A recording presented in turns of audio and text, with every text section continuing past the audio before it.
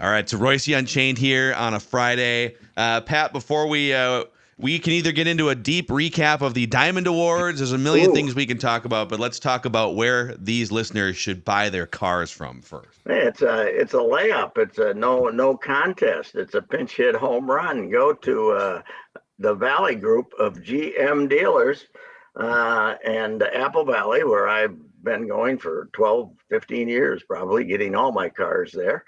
And they got the great Buicks, they got the GMC trucks, they got all kinds of SUVs, the little ones, medium ones, big ones. Prices right now are good. Price to move, as we say, and also the interest rates are good on the money you can when you qualify to for the payments there. So the Paul fellas, Jim the dad, Brett his son, they run the dealership. They have veteran salespeople, men and women, who know what they're doing. It's not a bunch of 22-year-old kids just out of college that want to leave 2 years later. They real salespeople, and just I trust them. Apple Valley are my guys. Hastings store too. So check them out. And most of the car dealers now are big chains. I saw another story today about in the paper today about an outfit that owns 350 of these auto dealerships. So these guys own two. They'll make sure they take care of you. They want you coming back. The Valley Group of GM dealers, Apple Valley and Hastings. I'll tell you guys, it takes a village to develop baseball prospects, and I played my part last night. Yes. By showing Brooks Lee where the men's room was. Oh, that's good. That's good. Remember that during his Hall of Fame speech in 20 years. Yeah, I wanted to get over and talk to that kid, but I never did because I mainly couldn't. It was so dark in there at the Armory, I couldn't find which tables people were at. But I met his. I went out to Wilmer in 21 to do something on the Stingers, and the people who served as Brooks's parents, they live in houses the baseball there. family. Yeah. The baseball family, his baseball family was there, and they loved the kid. It's just a kind of a baseball family, and they give the kid that stays with him a car, but it's an old beater, and the one Brooks had didn't have air conditioning. It was a hot summer that year, but it was an old, 15-year-old something, didn't have air conditioning. That year that I was there, they had an old beater, but at least the air conditioning. I talked to the kid who we're living with that family this year, and at least that one had air conditioning. But Wilmer, I believe, is the smallest town in the Northwoods League, but they've been very successful, and they had a good crowd there that night. I was out there in July, I think, and oh, good, somebody's calling me over here. I forgot to turn off my cell phone. Anyway, okay. Brooks Lee. That's the one thing you think about. I mean, if they want to trade anybody, don't you think it's Jorge? Yeah, because of the young infielders they have. Because Julian's going to be the second baseman, and this kid's on the way, and they got Royce Lewis. So this kid's got some personality too, man. He got up there. He won the Twins Minor League Hitter of the Year award, and he gets up there and he's got the charm. And I can't remember. I think because Bramer was interviewing these guys kind of between, and he was asked about his name being Brooks, and obviously legendary Brooks Robinson. So he said, well, first of all, I was originally going to be named after my parents' other favorite baseball player, Lou Brock. But the name Broccoli would be kind of weird. That might have been the biggest chuckle of the night. We were a little short on humor last night. Let's just put it this way: nobody got up and needled Baldelli like they did last year. No, nobody.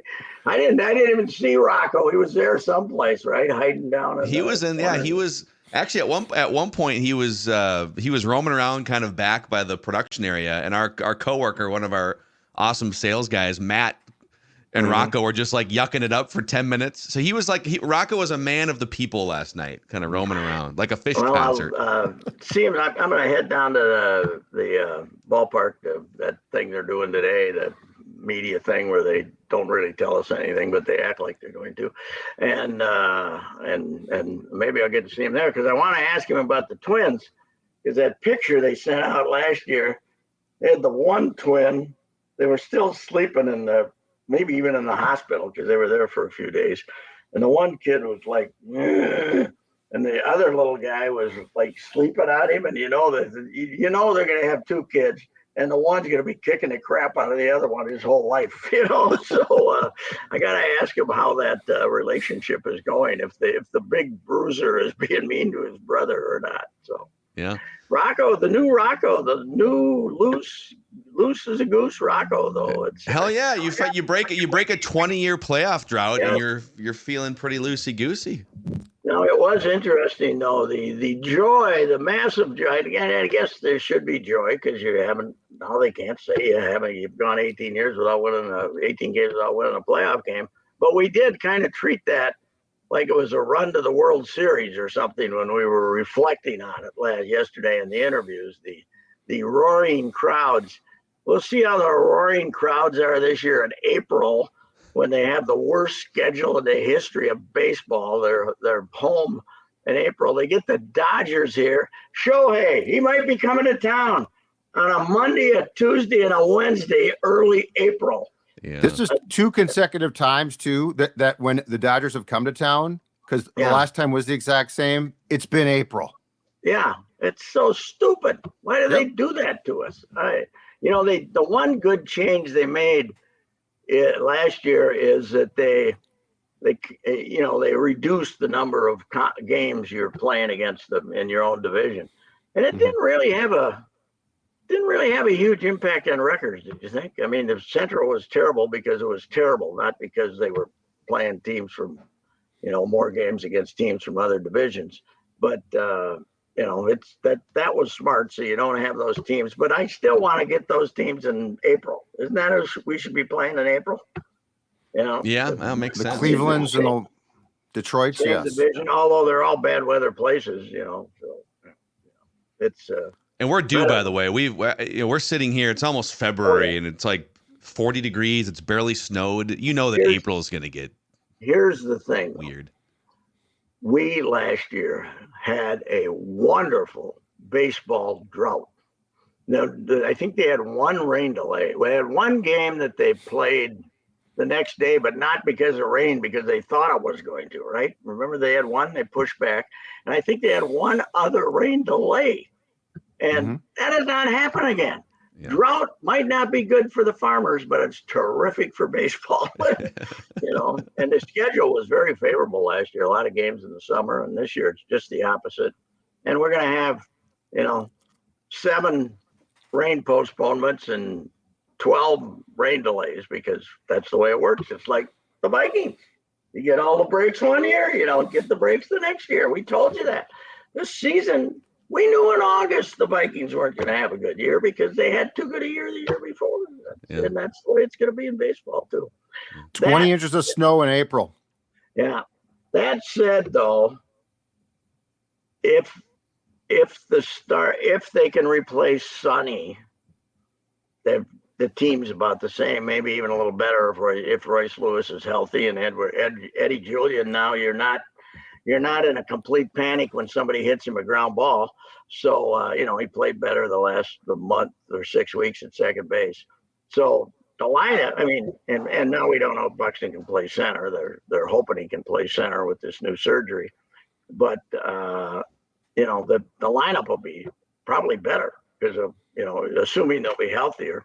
That was, the most frontal thing they did yesterday in the production was introducing Jeffers and saying, basically, we made him play behind that stiff Christian Vasquez all year, but now he's going to get to play more next year. That's basically what the video said. So I think Jeffers handled it well too, because most improved anything implies that you were not good before, and he seems to be embracing the most improved. Yes, he was. Thing, well, right?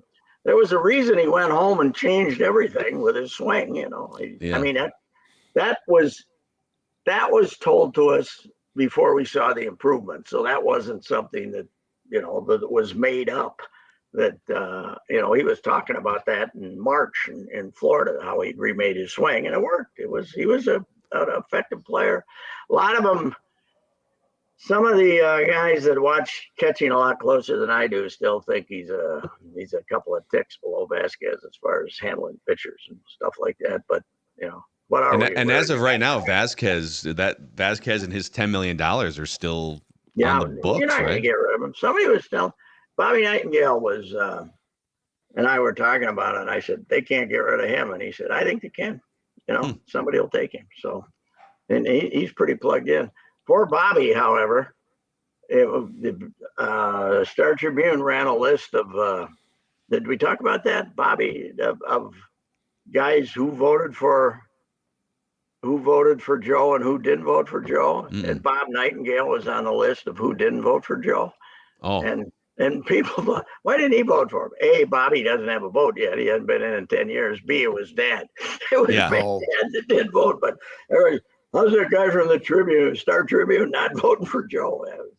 So. Well, I think there's a question. I'd love to know why Bob didn't vote for Joe. I don't know if you've didn't vote for him because he didn't think he was caught enough games to be a first year. I asked Bob Jr. that too, and he said he didn't think he caught enough games to be a first ballot Hall of Famer. I think he's still kind of there's still guys that think there's something sacred about the first year, and Bob apparently is one of those guys. Are we going to try and cancel all the writers that didn't vote for Joe now? Is that are we vindictive about this now?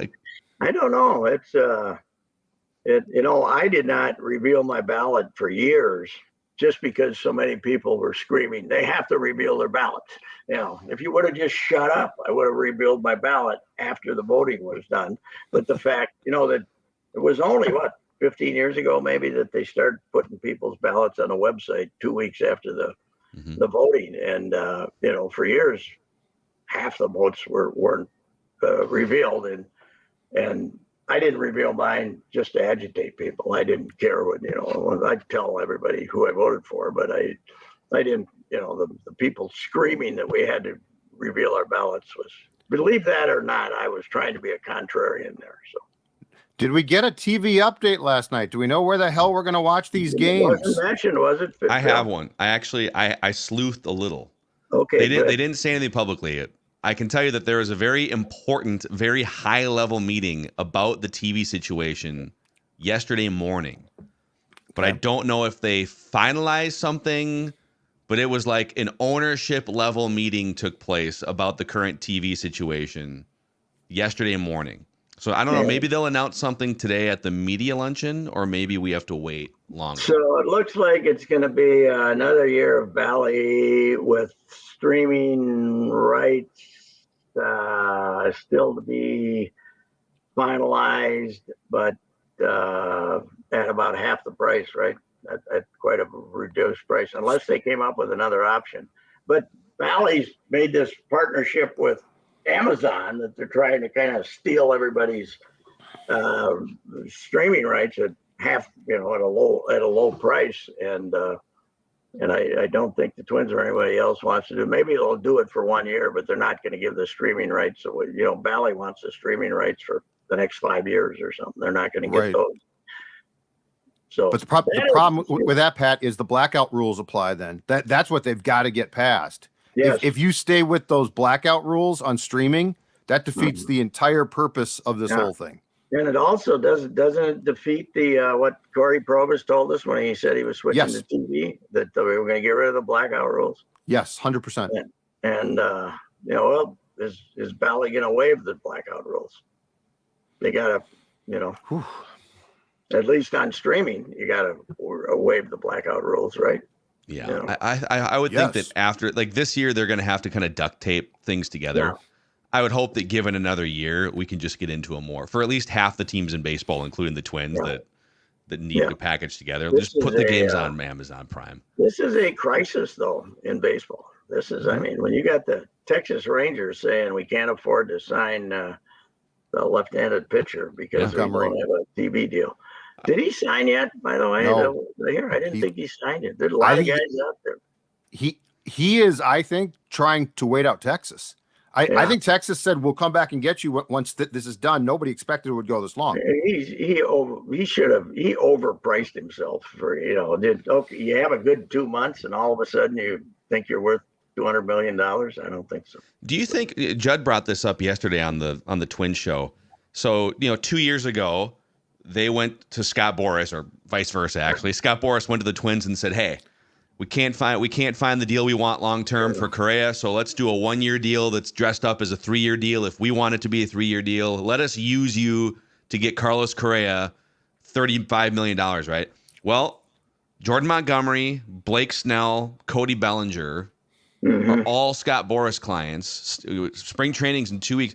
Could one of these guys do a Carlos Correa type, not the latest Correa contract, but the first one, the 1 year? Well, I don't think they want to do that because they want to get their payroll down, not up. So, I mean, but it would only be a 1 year. Yeah. And by the way, their payroll. I think they're worried about this year. I think they figure they're going to have some solution here on TV, but I don't know. Their payroll is down 40 right now. If the season started today, their payroll would be down from 159 to 118. So currently they have shaved $40 million off their payroll. I'd rather have Sonny Gray than Jordan Montgomery. I would have rather kept Sonny Gray than have Jordan Montgomery. I was surprised that Carlos showed up though, just to get the Defensive Player of the Year award. That he came in for Twins Fest. I was surprised. So he's been a good team guy. You thought at times, it was all BS, but he's, okay, this is my fate. And, I'm going to make the best of it. So.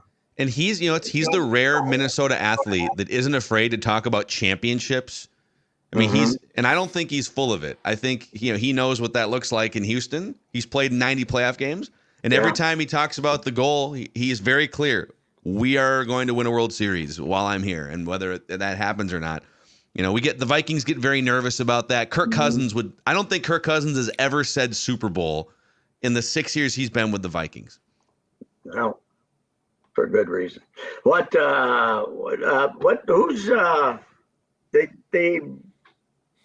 I think Louis Varland should stay in the bullpen. I think the way he pitched to come in. So who's going to start? Who are they going to have for starter? They're going to trade for somebody. They'll make a trade. Another starter here. Seattle's got some pitchers. The reason they won last year was starting pitching. Yeah, that was the big difference.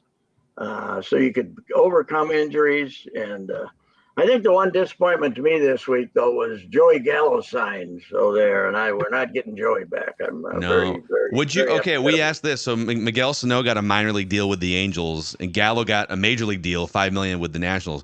If you had to keep one of those guys on your team for an entire season, you can't release them. Would you rather have Miguel Sano in 2024 or Joey Gallo? Yeah, I don't know. What disease would I rather have? Give me pancreatic cancer. Yeah, no, you don't want that one. No.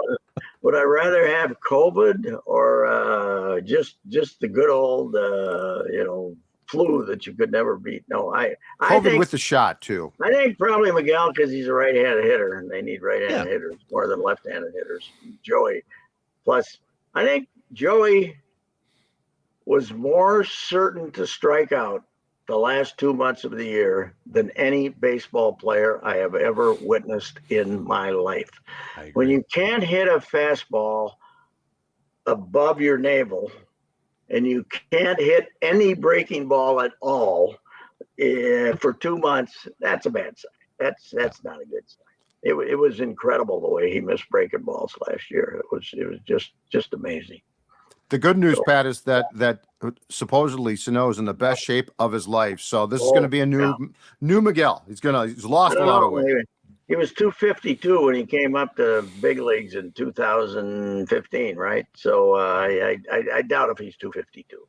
He'd have to chop off a leg at the knee to be 252 now. So the two things though, Pat. I hope it'd be nice to see. He's not a bad guy, The two things in life, though, in baseball are the optimism in spring training that surrounds that guy because He's in the best shape of his life. And the optimism now about Buxton, which I have no idea where that's coming from. No, I don't either. They had a new knee procedure, and I think they just ended up agreeing with the public on this one that if he can't play center field, and he's going to hit 215, why bother? Maybe they got. I doubt if they have insurance on the contract though, because of his injury history, it would have been impossible probably to get. And the contract is already a lot lower than it would have been because of his injury history, right? So I think it's just if he can't play, and when you DH him, you can't bat him eighth. To hurt his feelings completely. So they've just decided that, if he can't play center field, they agree with the public, then we're just gonna have to say go back to Georgia and have a good life, and we'll try something else here with the DH. But that's the way I see it. But you're right, the optimism. I guarantee you, no matter what they're telling you, we aren't going to see him. I can't guarantee you. I would project that we're not going to see him in center field till March 15th anyway. Do you think? Yeah, you don't want to waste any of those innings in center field. Precious. I don't know. So what happened to our Fighting W's last night, man? They're cruising to another win and the boom, boom, boom, huh? Yeah, through 2 periods, they're up 1 rip. They look good, and the third period, I think Nashville scored 2 goals in like 40 seconds. And then a third goal, and that was it. Yeah, you know what? At the end of the day, they're just not that good. But which is Joel Eriksson Ek has become a star and is by far their best player. Forget Kirill. Kirill might be the most explosive, but our guy Ek has turned into a hell of a player because he's good defensively and 21 goals. Face off once in a while, right? He's the most consistent player, but I'm going to tell you right now, Brock Faber is up there. Oh yeah, Brock Faber has been a revelation. That's the amazing thing is, for Guerin being forced to trade Fiala and it looking like he was screwed by that, he won that trade, which I don't think he had any idea he was going to. But is he still playing 30 minutes? He's playing he played like 22 last night. I mean, it's incredible though. Last night. They had him play 30 a couple of games. Now they had him play. I think the high was around 25 against Montreal in an OT game about a month ago. But I mean, he's been incredible. Yeah, well, that's kid good. Deserves a lot of credit. And the Wolves won. That's right. We're back to back wins after the most embarrassing loss of the season. A Nets team that's like about half of the other ones. They got 1/3 of their players playing, but they're it's hard work for those fellas right now. It's hard work. And Slow-Mo, I see he had another wonderful night. I think he got 3, and he's it's oof. Yeah, it's tough. Like his the numbers are kind of damning for him too. They're like 8 points better per 100 possessions when he's not on the court. So, which is kind of last year he was added value. He was outstanding, but I think maybe we're finding out why he's moved around, right?